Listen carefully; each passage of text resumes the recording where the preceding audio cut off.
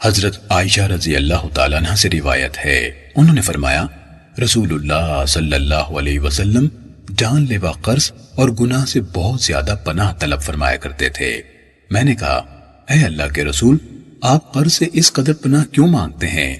آپ نے فرمایا اس لیے کہ جو شخص مقروض ہو جائے یعنی قرض تلے دب جائے، وہ بات کرتا ہے تو جھوٹ بولتا ہے اور وعدہ کرتا ہے تو خلاف ورزی کرتا ہے۔ سنن نسائی حدیث نمبر 5456۔ حضرت شکل بن حمید رضی اللہ تعالیٰ عنہ نے فرمایا کہ میں نبی اکرم صلی اللہ علیہ وسلم کے پاس حاضر ہوا اور کہا اے اللہ کے نبی، مجھے ایسے کلمات سکھائیے جن کے ساتھ میں پناہ حاصل کیا کروں۔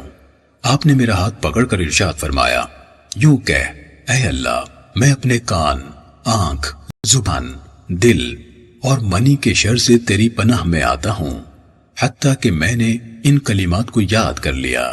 راوی حدیث سعد بن اوس نے کہا منی سے مراد اس شخص کا پانی یعنی نطفہ ہے۔ وکیع ابن الجراح نے اس حدیث کے لفظوں میں اس یعنی ابو نعیم کی مخالفت کی ہے۔ اگلی روایت کے الفاظ دیکھنے سے اختلاف صریح طور پر کھل جاتا ہے۔ سنن نسائی حدیث نمبر 5457۔ حضرت شکل بن حمید سے روایت ہے، انہوں نے کہا میں نے عرض کی اے اللہ کے رسول، مجھے کوئی دعا سکھلائیے جس سے میں فائدہ اٹھا سکوں۔ آپ نے فرمایا کہہ اے اللہ، مجھے میرے کان، آنکھ، زبان، دل اور منی یعنی شرمگاہ کے شر سے محفوظ رکھ۔ سنن نسائی حدیث نمبر 5458۔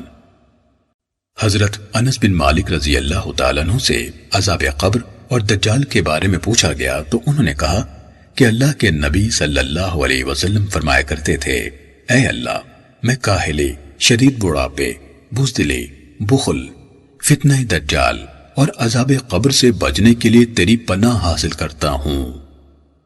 سنن نسائی حدیث نمبر 5459۔